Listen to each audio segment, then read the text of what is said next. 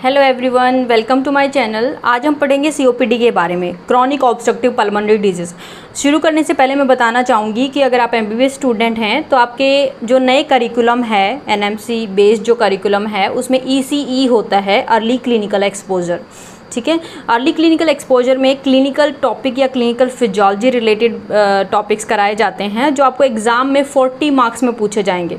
ठीक है, तो फाइनल एग्ज़ाम में 40 मार्क्स अगर आपको सिक्योर करने हैं तो कुछ अराउंड 10 to 12 हम इस वीडियो में सीरीज़ लेके आएंगे, तो वो बहुत सफिशिएंट है आपके एग्ज़ाम के लिए। ठीक है, तो बहुत ज़्यादा डिटेल में नहीं और बहुत ज़्यादा शॉर्ट नहीं। 10 मार्क्स में क्वेश्चन आता है तो हमें काफ़ी हद तक नॉलेज होनी चाहिए। ठीक है, तो शुरू करते हैं सीओपीडी टॉपिक के साथ। सीओपीडी क्या होता है? Chronic obstructive pulmonary disease, right. So पहली बात तो ये एक सिंगल डिजीज़ नहीं है, this is having group of disease, right. Group of disease बनाते हैं सीओपीडी। बेसिकली क्रॉनिक है फर्स्ट थिंग और ऑब्स्ट्रक्टिव है। रेस्ट्रिक्टिव टाइप नहीं है, आपने सुना होगा, ऑब्स्ट्रक्टिव है, कहीं ना कहीं ऑब्स्ट्रक्शन है लंग्स में, right. So chronic obstructive pulmonary disease, fine. ये होता क्या है basically? This is characterized by persistent air flow limitation. अब अगर आपको रेस्पिरेटरी सिस्टम याद है, मैं लिंक डिस्क्रिप्शन में दे दूंगी अगर आपको चाहिए तो आपको पहले रेस्पिरेटरी सिस्टम आना चाहिए इसके लिए, उसके बाद सीओपीडी देखना। वैसे भी फाइनल एग्जाम में आपके काम की चीज़ है ये, राइट। सो अगर हम याद करें respiratory system, it start from knows, nasal cavity, pharynx और लैरिंग्स। ये हमारा अपर रेस्पिरेटरी ट्रैक है, सुना होगा आपने upper respiratory tract infection, URTI, है ना। और इससे नीचे trachea, bronchi and further alveoli तक ये है हमारा लोअर रेस्पिरेटरी ट्रैक। तो सीओपीडी जो है basically lower respiratory tract infections होते हैं, ऑब्स्ट्रक्शंस होते हैं, राइट। सो हमें पता है कि हम एयर यहाँ से इनहेल करेंगे, ठीक है। वो एयर ट्रैकिया के थ्रू, ब्रोंकाई के थ्रू, फर्दर डिविजन्स के थ्रू, अल्टीमेटली लास्ट में एल्वेलाई में जाएगी, ठीक है। और एल्वेलाई जो सैक है हमारा, उसके साथ में हमारी ब्लड वेसल्स हैं, कैपिलरीज हैं। तो बेसिकली हम एयर इनहेल करेंगे, बेसिकली ऑक्सीजन इनहेल करेंगे, ठीक है। और वो जो ऑक्सीजन है वो हमारा ऑक्सीजन है एल्वेलाई से हमारा ट्रांसपोर्ट होगा, that is oxygenation of our blood. और CO2 को हम यहाँ पे बेसिकली CO2 डिफ्यूज होकर एल्वेलाई में चला जाता है, जिसे हम एक्सहेल कर देते हैं। तो बेसिक प्रोसेस है कि हम किस तरीके से ऑक्सीजनेशन करते हैं अपने ब्लड का थ्रू रेस्पिरेटरी सिस्टम। तो यहाँ पे अब आप खुद सोचो, अगर इस एयर के पैसेज में कहीं भी अगर प्रॉब्लम होती है तो हमें इशू होगा, ऑक्सीजनेशन प्रॉपरली नहीं हो पाएगा, राइट। तो इसीलिए सीओपीडी बहुत इंपॉर्टेंट है। अब कहीं भी अगर ऑब्स्ट्रक्शन है, सो बेसिकली होता क्या है, एयर फ्लो लिमिट हो गया है, कहीं ना कहीं ऑब्स्ट्रक्ट हो गया है किसी वजह से। यूजुअली प्रोग्रेसिव होता है। प्रोग्रेसिव मतलब पहले कम होगा फिर बढ़ता जाएगा, associated with inflammation. Inflammation basically क्या होता है बच्चों? इन्फेक्शन का आना, उसकी वजह से कुछ जो है मीडिएटर्स रिलीज होते हैं, जिसकी वजह से हमारी बॉडी में कुछ चेंजेस होते हैं, that is inflammation. So basically air flow limitation हुआ है किसकी वजह से? इन्फ्लेमेशन की वजह से। और इन्फ्लेमेशन कौन कोज करता है? या तो कोई नॉक्सिस पार्टिकल हमने इनहेल कर लिए हैं, या फिर किसी डेंजरस गैस की वजह से। ठीक है, तो समझ आया सीओपीडी क्या होता है? किसी भी गैस, नॉक्सिस पार्टिकल की वजह से जो इन्फ्लेमेशन होती है हमारी रेस्पिरेटरी ट्रैक में, उसकी वजह से एयर फ्लो जो है अच्छे से नहीं हो पाता, दैट इज़ योर सीओपीडी। तो चलो देखते हैं, हम इस वीडियो में बात करेंगे कि सीओपीडी की क्या क्या बेसिकली इन्वेस्टिगेशंस होती हैं, एग्जामिनेशन पार्ट देखेंगे और मैनेजमेंट पार्ट देखेंगे, ठीक है। तो दिस इज़ रियली इम्पोर्टेंट कि प्रोग्रेसिव इन नेचर होता है सीओपीडी। मतलब पहले एक्सरसाइज में प्रॉब्लम आएगी, डिस्निया हो जाएगा, और फिर डेली एक्टिविटीज़ में हो जाएगा, that is the term progressive, okay. अच्छा, साथ में इसके कुछ ना कुछ कोमोर्बिडिटीज़ होती हैं या एक्सरबेशंस, जो बार बार सिम्टम का बढ़ जाना, ये जो है सिवियर ज़्यादा कर देता है पेशेंट को, ओके। तो सीओपीडी के बारे में जानते हैं हम। बेसिकली सीओपीडी में बेसिकली 2 कैटेगरीज होती हैं, एक होता है क्रॉनिक ब्रोंकाइटिस, एक होता है एम्फाइसेमा। ये बेसिक फीचर है कि क्रॉनिक ब्रोंकाइटिस हम किसे बोलेंगे? जब कफ आएगी लेकिन साथ में स्पुटम बहुत ज़्यादा बनेगा, ठीक है। हम इसे डायग्नोसिस के लिए देखते हैं कि 3 कंसेक्यूटिव डेज तक ये सिम्टम होंगे और 2 सक्सेसिव ईयर्स तक ये सिम्टम होंगे, ठीक है। तो ऐसे नहीं है एक दिन स्पुटम बन गया और आप उसे क्रॉनिक ब्रोंकाइटिस बोलोगे, no. 3 consecutive days for 2 successive years, ये हो गया chronic bronchitis. Then is emphysema. Emphysema होता है abnormal permanent enlargement of terminal bronchioles without fibrosis. जैसे हम कोई भी इंजरी होती है तो वहाँ फाइब्रोसिस होता है, बट फाइब्रोसिस की बिना एनलार्ज हो गए हैं एल्वेलाई और हमारे जो ब्रोंक्यूल्स हैं टर्मिनल, ठीक है। तो एम्फाइसीमा वो होता है। हम पढ़ेंगे कि कैसे बेसिकली सिम्टम आते हैं, बट पहले हम आगे ये बेसिकली है जस्ट कैटेगरी की सीओपीडी में ये दो चीज़ें हम इंक्लूड करते हैं। आगे हम इनकी डिटेल पढ़ेंगे। ओके, सीओपीडी के कॉजेज़ क्या क्या होते हैं।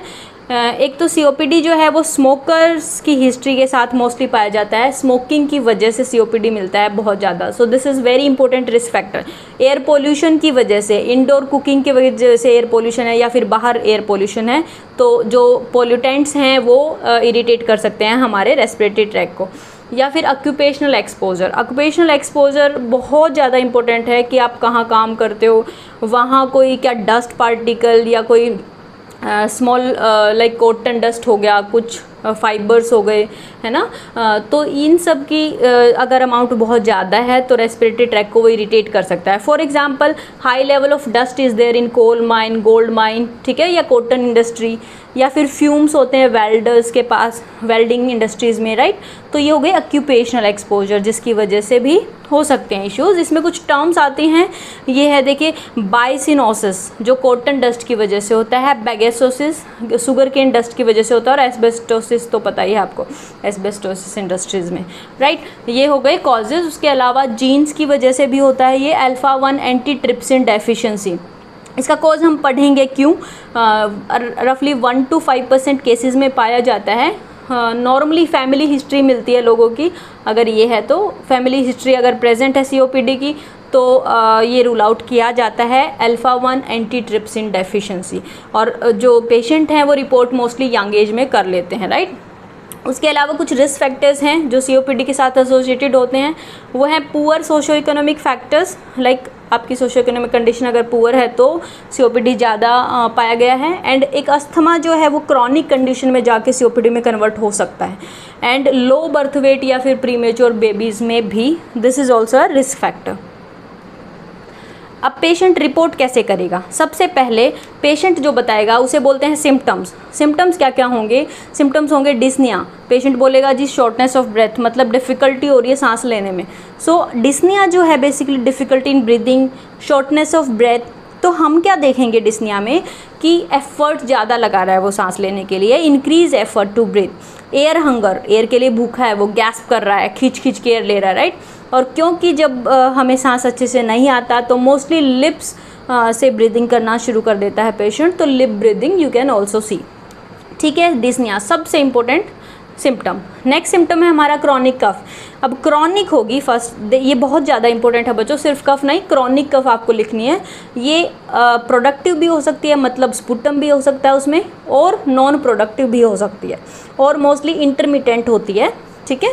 तो स्पुटम प्रोडक्शन हो भी सकता है और नहीं भी हो सकता। देन सीओपीडी में स्पुटम प्रोडक्शन, ब्रोंकाइटिस में स्पुटम प्रोडक्शन बहुत ज़्यादा होता है, ठीक है। उसके अलावा अगर सिम्टम की बात करें तो पेशेंट बोलेगा बहुत ज़्यादा थक जाता हूँ, भूख नहीं लगती। एनोरेक्सिया होता है loss of appetite, right. Cachexia होता है sudden weight loss. Cachexia weight loss होना शुरू हो जाएगा। हम इनके कॉज जानेंगे बाद में। एक कफ सिनकोप, ठीक है, खास जब एक्सरवेशन होगी तब उसे सिनकोपल अटैक, डिजीनेस हो जाएगी उसके अंदर, अनकॉन्शियस हो जाएगा वो। एंकल स्वेलिंग हो जाएगी, इनके कॉज हम जानेंगे, ठीक है। और एंजाइटी। तो ये सिम्टम जो है वो पेशेंट रिपोर्ट कर सकता है। बाकी साइंस की अगर हम बात करें तो ऑन एग्जामिनेशन विजिंग आपको मिलेगी। कभी कभी ये सिम्टम भी होता है, पेशेंट भी बताता है जी सीटी जैसी आवाज़ आती है, सांस नहीं आता। ओके, तो ये साइन सिम्टम दोनों हैं। देन बैरल चेस्ट मिलेगी। चेस्ट जो है वो बैरल शेप मिलेगी, एक्सटेंड हो रखी होगी ऐसे, बिल्कुल ऐसे बैरल शेप मिलेगी, ठीक है। और ट्राइपॉड पोजीशनिंग, मतलब आगे की तरफ झुक के बैठेगा वो बंदा, ट्राइपॉड पोजीशनिंग, ये साइंस मिलेंगे। उसके अलावा एक कोर पल्मोनल मिल सकता है, कोमॉर्बिड कंडीशन, ठीक है। इसमें होगा क्या बेसिकली, जब सीओपीडी होता है तब प्रेशर इंक्रीज हो जाएगा पल्मोनरी आर्टरी में, राइट। पल्मोनरी आर्टरी में प्रेशर इंक्रीज हो जाएगा तो आपको पता है पल्मोनरी आर्टरी से पहले का क्या ऑर्गन हमारा होता है, that is your right ventricle. Right ventricle फिर राइट एट्रियम, तो इसकी वजह से स्ट्रेन आ जाएगा हमारा राइट वेंट्रिकल में, ठीक है, ब्लड हमारा इकट्ठा हो जाएगा राइट वेंट्रिकल में। क्यों? क्योंकि सीओपीडी की वजह से प्रेशर आ गया है पल्मोनरी आर्टरी पे। ओके, तो ब्लड अगर राइट साइड इकट्ठा हो जाएगा तो उसकी वजह से पंपिंग जो है अफेक्ट होगी, है ना। तो विनस रिटर्न की बजाय लेग्स में इकट्ठा होना शुरू हो जाएगा, विनस रिटर्न कम हो जाएगा, है ना। आगे रेजिस्टेंस है हार्ट की तरफ से, तो जो ब्लड है वो हमारा वास्कुलेचर में इकट्ठा हो जाएगा, जिसकी वजह से हमें मिलेगा लेग स्वेलिंग या फिर एंड जेवीपी बल्ज, है ना। दोनों तरफ, ऊपर की तरफ जेवीपी बल्ज और नीचे की तरफ लेग स्वेलिंग। समझ में आया इस कंडीशन को? जब राइट वेंट्रिकल फेलियर हो और सीओपीडी के साथ, इस कंडीशन को बोलते हैं कोर पल्मोनल। ठीक है बच्चों। नेक्स्ट है साइनोसिस। क्योंकि ऑब्स्ट्रक्शन हो रही है सीओपीडी में, ऑक्सीजनेशन अल्टीमेटली अफेक्ट होने वाली है एट लास्ट, है ना, जिसकी वजह से ब्लड में ऑक्सीजन कम हो जाएगी, उसे बोलेंगे हाइपोक्सीमिया, और टिश्यू में ऑक्सीजन कम हो जाएगी जिसे बोलेंगे हाइपोक्सिया। तो इन कंडीशन में साइनोसिस हो सकते हैं। ओके, तो ये हो गए हमारे कॉजेज और साइन सिम्टम। तो एक ब्रीफली पैथोफिजियोलॉजी हमें पता होनी चाहिए, ताकि हमें जो साइन सिम्टम हमने अभी भी पढ़े हैं वो रटने ना पड़े। ठीक है, थोड़ा सा आइडिया हमें पैथोफिजियोलॉजी का होना चाहिए, इसलिए मैं ये टेबल लेके आई हूँ आपके लिए। सो बेसिकली ताकि आप याद कर सकें कि ये दो कंडीशन हैं क्या एग्जैक्टली। क्रॉनिक ब्रोंकाइटिस, इसमें क्या होता है कि एन इन्फ्लेमेशन की वजह से म्यूकस प्रोडक्शन बहुत ज़्यादा बढ़ जाता है। ठीक है, ओके। पेशेंट प्रेजेंट करेगा कफ के साथ प्लस स्पुटम प्रोडक्शन के साथ। इन्फ्लेमेशन की वजह से म्यूकस बहुत ज़्यादा बढ़ गया, जिसने एयरवे को कॉन्स्ट्रिक्ट कर दिया। बेसिकली यहाँ कॉन्स्ट्रिक्शन नहीं होता, ओक्लूजन होता है। अगर ये एयरवे है और इतना ल्यूमन था, ठीक है, और इसमें म्यूकस अगर भर जाता है तो अल्टीमेटली ये एयरवे म्यूकस से भर के इतना ल्यूमन हो जाता है। ठीक है, समझ आया? तो ये हो रहा है ऑब्स्ट्रक्शन यहाँ पे बिकॉज ऑफ म्यूकस प्रोडक्शन। ठीक है, अब ये होगा तो सांस लेने में तो प्रॉब्लम आएगी, पेशेंट डिस्निया में चला जाएगा, है ना। ऑब्स्ट्रक्शन ऑफ एयरवे की वजह से, क्योंकि हमारा ऑक्सीजनेशन अफेक्ट हो जाएगा, इसलिए पेशेंट प्रेजेंट करेगा साइनोसिस। समझ आया? तो क्रॉनिक ब्रोंकाइटिस में साइनोसिस प्रेजेंट करता है पेशेंट। और हीमोग्लोबिन बढ़ जाएगा। क्यों? जब भी ऑक्सीजन कम होगा हमारा कंपनसेटरी मैकेनिज्म के लिए पॉलीसाइथीमिया बढ़ जाएगा, आरबीसी बढ़ जाएंगे, राइट। ओके, ठीक है। अब हमने ये भी पढ़ा था कि सीओपीडी में क्या होता है, जब बाहर से एयर नहीं आ रही, यानी हम उसे बोलेंगे वेंटिलेशन। वेंटिलेशन जब अफेक्ट होता है, यानी एल्वियोलाई में अगर आपका फॉर एग्जांपल ये अगर आपका एल्वियोलाई है, राइट, इसमें अगर एयर नहीं आ रही है ना, तो इसे हम बोलेंगे वेंटिलेशन कम हो गया है। और अगर ये वेसल है हमारा, कैपिलरी ब्लड आ रहा है, ये होता है हमारा परफ्यूजन। समझ में आया? जब ये कम होता है, वेंटिलेशन जब भी कम होगा तो वेसल्स कॉन्स्ट्रिक्ट होके और ब्लड सप्लाई, इस ब्लड को जो ये वेस्ट ब्लड हो जाएगा अगर यहाँ से जाएगा तो इसकी बजाय कहीं और डाइवर्ट करने की कोशिश करता है हमारी बॉडी, तो ये हो जाता है हमारा वेसल कॉन्स्ट्रिक्ट। समझ में आया? ओके, तो वेसल कॉन्स्ट्रिक्शन की वजह से यहाँ जो है प्रेशर राइज हो जाता है। ओके, तो वेंटिलेशन कम होने की वजह से हमने ये तो देखा था कि पल्मोनरी आर्टरी पे प्रेशर आता है। वेंटिलेशन कम होने की वजह से, इस कोज की वजह से पेशेंट को होता है पल्मोनरी हाइपरटेंशन, प्रेशर राइज हो जाएगा, राइट। तो इंक्रीज इन पल्मोनरी हाइपरटेंशन जब होगा तो ये तो हमें पता है कि राइट साइड फेलियर में चला जाएगा, है ना। राइट हार्ट जो है वो प्रेशर इंक्रीज हो जाएगा वहाँ पे, एंड कोर पल्मोनल कंडीशन हो जाएगी, जेवीपी राइज हो जाएगा। समझ में आया? इसके अलावा क्योंकि पल्मोनरी हाइपरटेंशन है तो पल्मोनरी सर्कुलेशन अफेक्टेड है, तो ऑब्वियसली लेफ्ट साइड भी अफेक्ट होनी है, राइट। लेफ्ट साइड का आउटपुट कम हो जाएगा, अल्टीमेटली कार्डिक आउटपुट कम हो जाएगा।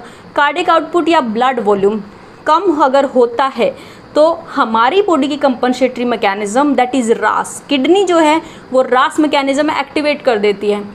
आई होप आपको रास मैकेनिज्म क्लियर है। नहीं है तो आप किडनी प्लेलिस्ट में जाके, रीनल प्लेलिस्ट में जाके आप देख सकते हैं कि क्या है। ओके, सो इंक्रीज इन रास, अब रास जब करेगा तो फ्लूइड रिटेंशन कराएगा, है ना। तो इसीलिए जो क्रॉनिक ब्रोंकाइटिस के पेशेंट्स हैं वो डिस्निया के साथ तो आएंगे, साइनोसिस भी होगा उसमें, ठीक है, कोर पल्मोनल जेवीपी राइज होगा और फ्लूइड रिटेंशन मिलेगा, ठीक है। तो ये पेशेंट के जो हैं, और obviously the major symptom is sputum production. समझ में आया कि क्यों हम बार बार बोलते हैं कि साइनोसिस होगा, जेवीपी राइज होगा और इवन फ्लूइड रिटेंशन। अब फ्लूइड रिटेंशन होगा, है ना, फ्लूइड रिटेंशन होगा तो हमारा पीडल एडिमा मिल ही रहा है। ओके, ये हो गया क्रॉनिक ब्रोंकाइटिस। अब एम्फाइसीमा देख लेते हैं एक बार। एम्फाइसीमा क्या होता है? बेसिकली इन्फ्लेमेशन की वजह से हमारे एल्वियलस जो हमारे टर्मिनल ब्रोंक्यूल्स हैं वो डैमेज होने हैं बच्चों। ये तो हमें पता चल गया है ना, वो डायलेटेड हो जाएंगे। लेकिन होता क्या है? बेसिकली इन्फ्लेमेशन की वजह से क्या होता है, there is increase in proteases. Protein, कौन से वाला प्रोटीन को डैमेज करने वाले प्रोटीएजेस हैं ये होता है इलास्टिन के अगेंस्ट। समझ में आया? तो इलास्टेजेस जो है इंक्रीज हो जाएंगे। अब इलास्टिन कहाँ है ज़रा सोचो। इलास्टिन होता है हमारा एल्वेलाई में। एल्वेलाई की जो वॉल है वो इलास्टिन से बनी होती है। आपने सुना होगा ना, इलास्टिक रिकॉइल हो रही होती है हमारी एल्वेलाई, है ना। ओके, तो इंक्रीज प्रोटीएजेस की वजह से इलास्टिन ब्रेकडाउन होना शुरू हो जाता है। ये तो हो गई पहली चीज़। और एंटीट्रिप्सिन हमें क्यों चाहिए? क्योंकि एंटीट्रिप्सिन अगर होगा तो वो इनको डैमेज कर देगा, इनको ज़्यादा नहीं इंक्रीज़ होने देगा। लेकिन अगर एंटीट्रिप्सिन हमारे पास कम है, एंटीट्रिप्सिन डेफिशिएंसी है, तो फिर इसे कोई रोकने वाला है नहीं, है ना। प्रोटीजेस बढ़ते जाएंगे, इलास्टिन ब्रेक डाउन होता जाएगा। इलास्टिन टूटेगा तो एल्वेलाई ब्रेक डाउन हो जाएगी, डैमेज हो जाएगी, राइट। इसीलिए जब एल्वेलाई डैमेज होती है तो परफ्यूजन कम हो जाएगा, वेंटिलेशन कम हो जाएगा, है ना। वेंटिलेशन कम हो जाएगा तो परफ्यूजन कम हो जाएगा। तो इलास्टिक रिकॉइल जब एल्वेलाई का अफेक्ट होता है, ऑब्वियसली हम डिस्निया में चले जाएंगे, राइट। जब हम एक्सचेंज ही नहीं कर पा रहे हैं तो डिस्निया हो जाएगा। और डिस्निया को कंपनसेट करने के लिए वर्क ऑफ ब्रीदिंग बढ़ जाता है और इसीलिए हमारा वेट लॉस शुरू हो जाता है सडनली। इसलिए बोलते हैं इसे कैकेक्सिया, राइट। ओके, अब देखो, जो हमारी एल्वेलाई हैं वो रिकॉइल बैक नहीं हो रही, ठीक है। तो एक्सपिरेशन जो है इफेक्टिव नहीं होगा। एक्सपिरेशन इफेक्टिव नहीं होगा तो हमारा वॉल्यूम जो है एल्वेलाई में वो यूं का यूं रह जाएगा, इसीलिए इंक्रीज हो जाएगा एंड एक्सपिरेटरी वॉल्यूम, राइट। तो बाहर जाने की बजाय एल्वेलाई में ही इकट्ठा होने लग जाएगा एयर ट्रैपिंग हो जाएगी, राइट। एयर ट्रैपिंग की वजह से हमारी जो चेस्ट है वो बैरल शेप हो जाएगी। इसीलिए पेशेंट जो है वो बैरल चेस्ट के साथ रिपोर्ट करते हैं, है ना। ये इस तरीके से हो जाएगी। तो हाइपर इन्फ्लेटेड लंग मिलेंगे और बैरल चेस्ट मिलेगी। आई होप आपको पैथोफिजियोलॉजी समझ आ गई होगी कि इन सिम्टम का हम बार बार नाम क्यों ले रहे हैं। ओके, तो क्यों एंटीट्रिप्सिन डेफिशिएंसी में होता है सीओपीडी, राइट। क्यों डिस्निया होता है, क्यों कैकेक्सिया होता है और क्यों बैरल चेस्ट होती है, हाइपर इन्फ्लेटेड लंग क्यों मिलेंगे एक्सरे में। ओके, तो ये थी general pathophysiology of these two disease. Okay, तो हमें पता चल गया है अब कि सीओपीडी होता क्या है, कॉजेज़ क्या हैं, रिस्क फैक्टर क्या हैं और कैसे पेशेंट प्रेजेंट करेगा। अब हमें क्या करना है, तो अब आती है मैनेजमेंट। हम मैनेजमेंट में सबसे पहले एंड सबसे ज़्यादा इम्पोर्टेंट होती है हिस्ट्री टेकिंग एंड एग्जामिनेशन। इसी से पता चल जाएगा कि क्या है वे पेशेंट। ओके, तो हिस्ट्री टेकिंग में हम चीफ कंप्लेंट्स देखेंगे कि क्या क्या कंप्लेन है उनकी, ठीक है। पास्ट हिस्ट्री देखेंगे, ओके, स्मोकिंग वगैरह की हिस्ट्री देखेंगे, ड्रग्स की हिस्ट्री देखेंगे कि क्या ड्रग्स ले रहे हैं, या फिर ऑक्यूपेशनल हिस्ट्री देखेंगे वो कहाँ काम करता है, फैमिली हिस्ट्री देखेंगे, एंटीट्रिप्सिन डेफिशिएंसी तो नहीं है, सीओपीडी है फैमिली में या नहीं, और जनरल एग्जामिनेशन और सिस्टेमिक एग्जामिनेशन करेंगे। अभी जस्ट ब्रीफली टच करेंगे हम, ये बहुत लंबा टॉपिक नहीं बना सकते, इसलिए जस्ट टच अपॉन करूँगी मैं इन दोनों टॉपिक को।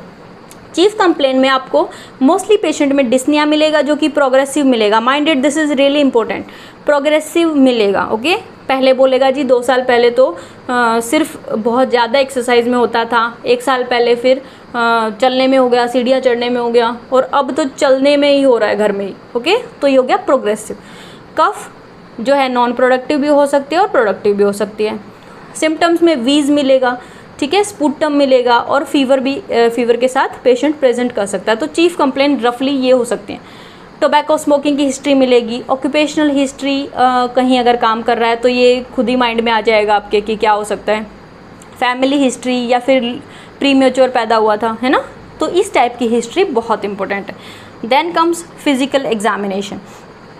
अब देखो, सबसे पहले हम हाइट वेट देखेंगे, बीएमआई कैलकुलेट करेंगे। क्यों? क्योंकि ओबेसिटी बहुत इंपॉर्टेंट फैक्टर है। ओवरऑल वैसे ही ऑब्स्ट्रक्शन क्रिएट कर सकता है ओबेसिटी, राइट। कॉन्शियस है या नहीं, अगर पेशेंट कॉन्शियस है तो एस्पिरेशन न्यूमोनिया का चांस वैसे ही ख़त्म हो जाता है ना। पिकल साइन देखेंगे, पिकल साइन मैं लिंक डिस्क्रिप्शन में दे दूंगी अगर आपको पिकल साइन के बारे में जानना है तो। मेनली साइनोसिस के लिए हम पिकल साइन में देख रहे होते हैं, ठीक है। इक्टेरिस के लिए लिम्फेडेनोपैथी, एडिमा, ओके, एडिमा में पिडिल एडिमा मिल सकता है। लिम्फेडेनोपैथी मोस्टली टीबी वगैरह में होती है, अस्थमा में हो सकती है। वाइटल साइंस देखेंगे हम, हाई जेवीपी प्रेशर बड़ा मिलेगा, सैचुरेशन कम मिलेगी, है ना, क्योंकि हम अल्टीमेटली देख रहे हैं कि हाइपोक्सिया तो हो ही रहा है, राइट। तो SpO2 saturation of oxygen, saturation of haemoglobin हम चेक करेंगे पल्स ऑक्सीमीटर से, ओके।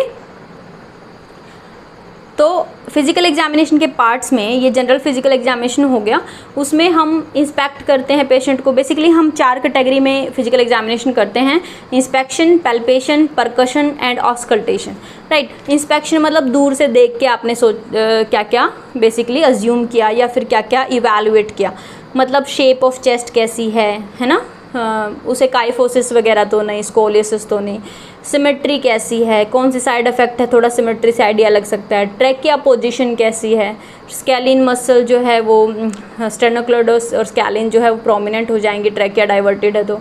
एपेक्स बीट आप देखोगे, सब कोस्टल मार्जिन देखोगे, बेसिकली स्टर्नम के नीचे लंग्स का जो मार्जिन होता है, सब कोस्टल मार्जिन, रिब्स और स्टर्नम का लोअर बॉर्डर, ये मार्जिन रफली 90 डिग्री होता है। और सब कोस्टल एंगल जो है वो if you are not clear, ये हमारी हो गई स्टर्नम, ठीक है, और ये लास्ट रिब, तो ये जो एंगल है रफली ये 90 डिग्री होता है, ठीक है। ये एंगल नॉर्मली COPD में ये फ्लैट हो जाता है, एंगल इंक्रीज हो जाता है, ठीक है। तो सबकोस्टल एंगल देख सकते हैं, देखने में ही पता चल जाएगा। पैल्पेशन में क्या कर सकते हैं कि टेम्परेचर आप पैल्पेट करके देख सकते हैं, फीवर के साथ तो नहीं आया पेशेंट, और फीवर भी हर जगह यूनिफॉर्म है या फिर सिर्फ एक जगह पे लोकलाइज्ड इन्फ्लेमेटरी चेंज है ये, या फिर टेंडरनेस बेसिकली टच करेंगे तो पेनफुल होगा अगर टच, तो दैट इज़ योर टेंडरनेस, ठीक है। ट्रैकिया, एपेक्स बीट भी हम पैल्पेट करेंगे, मेजर करेंगे चेस्ट की सरकमफ्रेंस, और ड्यूरिंग इंस्पिरेशन और एक्सपिरेशन हम मेजर करेंगे, राइट। देन परकशन होता है बेसिकली जनरल एग्जामिनेशन अगर आपको देखा हो तो परकशन बेसिकली हमें मिडल फिंगर पे ये फिंगर टैप करनी होती है और हमें नीचे साउंड सुनना होता है अंडरलाइंग टिश्यूज़ पे, ठीक है। तो यहाँ भी हमें ऑस्कल्टेशन में भी हमें साउंड सुनना है, तो हम हर एरिया का साउंड सुन के पता करेंगे कि किस टाइप के लंग साउंड्स हैं और अंदर टिश्यू की डलनेस है या रेजोनेंस है, वो सब, ओके। तो रेस्पिरेटरी सिस्टम में ये आप डिटेल में पढ़ सकते हैं, COPD में हम बहुत ज़्यादा नहीं पढ़ेंगे। Coming to after examination, coming to investigations, देखो हम मोस्टली हमें फिजिकल एग्जामिनेशन और हिस्ट्री से पता चल गया है, बट हम अल्टीमेटली उसे कंफर्म करने के लिए इन्वेस्टिगेशन करेंगे, राइट। तो इन्वेस्टिगेशन में मोस्ट इंपॉर्टेंट होता है spirometry, other than spirometry x ray, ECG, ठीक है, क्योंकि हार्ट इन्वॉल्व है या नहीं वो देखेंगे। एक्सरे में हमें पता चल जाएगा जो हाइपर इन्फ्लेटेड लंग हैं, राइट, और एंटीट्रिप्सिन स्क्रीनिंग करा सकते हैं, ओके। तो स्पायरोमेट्री आपको थोड़ा सा आइडिया होना चाहिए। इसमें हम क्या करते हैं, हम बेसिकली लंग वॉल्यूम मेजर कर रहे होते हैं। मोस्ट इंपॉर्टेंट हमारी जो डायनेमिक लंग वॉल्यूम है that is your FEV1, forced expiratory volume in first second. जब बेसिकली क्या होता है, ये आप वाइटल कैपेसिटी मैन्योर करेंगे, फोर्स्ड वाइटल कैपेसिटी, ओके। आप क्या करेंगे, डीप इंस्पिरेशन करके और फोर्सफुली आप सांस छोड़ेंगे, ठीक है, और वो रैपिड होना चाहिए, मैक्सिमम 6 सेकेंड में आपको सांस छोड़ना है, राइट। तो जब आप सांस छोड़ेंगे, जब आप लंबा सांस लेके डीप इंस्पायर करके और जब सांस छोड़ेंगे तो फर्स्ट सेकेंड में आप कितनी वॉल्यूम एक्सेल कर पाते हैं forcefully and rapidly, that is your FEV1, ठीक है।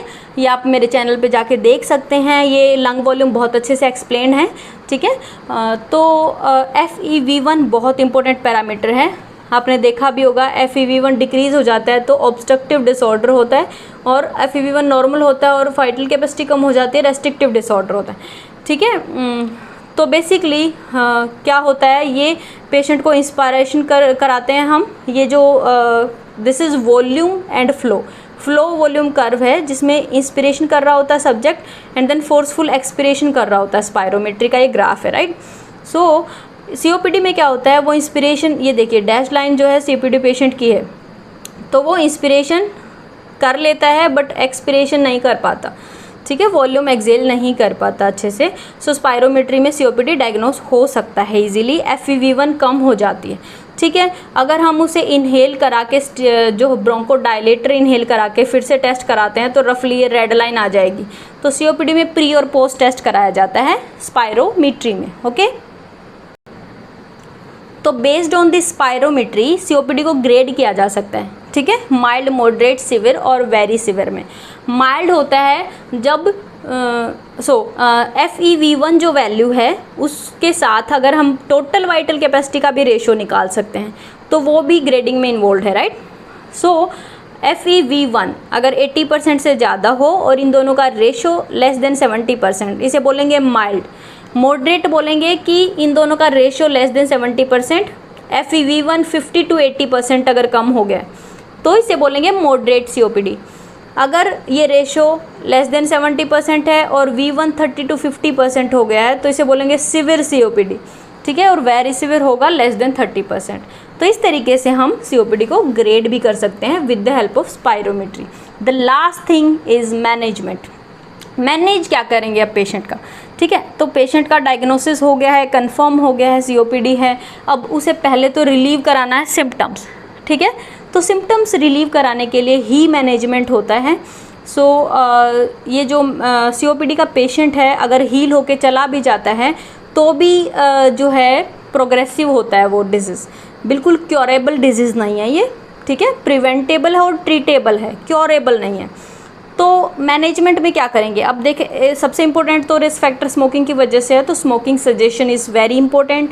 वैक्सीनेशन, फ्लू वैक्सीनेशन, ठीक है, वो करवा सकते हैं। लाइफस्टाइल मॉडिफिकेशन के लिए बोल सकते हैं, हाई प्रोटीन चाहिए, प्रोटीन डेफिशिएंसी, प्रोटीन माल नरिश्ड मिलते हैं ये पेशेंट। ठीक है, और एक्सरसाइज बहुत इंपॉर्टेंट है ना, उससे हमारा पल्मोनरी फंक्शन टेस्ट इम्प्रूव होते हैं, राइट। ओके, ये तो हो गई general non pharmacological management. Pharmacological में क्या होगा, ब्रोंकोडायलेटर्स हम दे सकते हैं। ब्रोंकोडायलेटर मतलब ब्रोंकस को डायलेट करने वाली ड्रग्स। अब वो क्या करेंगी, हमारे रेस्पिरेटरी ट्रैक में बीटा 2 रिसेप्टर्स होते हैं, राइट। तो बीटा 2 रिसेप्टर्स जब स्टिमुलेट होते हैं तो होता है हमारा स्मूथ मसल रिलैक्सेशन, मतलब ब्रोंकस जो है वो डायलेट हो जाएगा। ठीक है, हमें पता है ना यहाँ पे ब्रोंकस डायलेट चाहिए ताकि एयर सप्लाई में थोड़ा सा बेटरमेंट फील हो, सब्जेक्ट जो है वो सांस ले सके, है ना।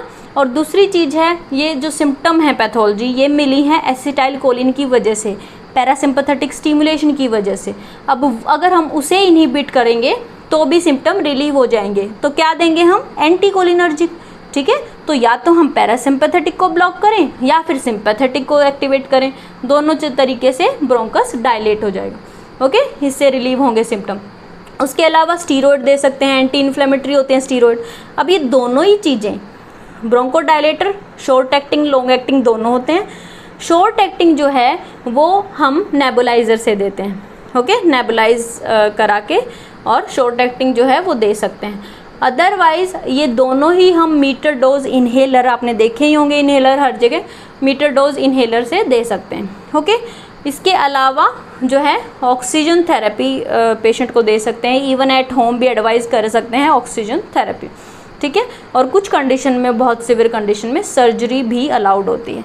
कुछ सर्जिकल इंटरवेंशंस भी हैं जो सीओपीडी में हेल्प कर सकती हैं। तो this is all about COPD. I hope आपको थोड़ा सा लेंदी लगा होगा, बट मैंने कोशिश की है इसे कंसाइज करने की ताकि सारे पॉइंट कवर हो सकें। आपसे कुछ भी पूछा जाए तो आप लैकिंग पॉइंट में कहीं ना हो। ठीक है, कोई क्वेरी है तो आप कमेंट करके बता देना। ठीक है, चेकलिस्ट में नीचे डाल दूंगी। अगर रेस्पिरेटरी सिस्टम की कोई वीडियो देखनी है प्लीज़ सब्सक्राइब करना ना भूलिएगा अगर आपको वीडियो पसंद आई हो तो। Thanks for watching, happy learning guys, bye bye.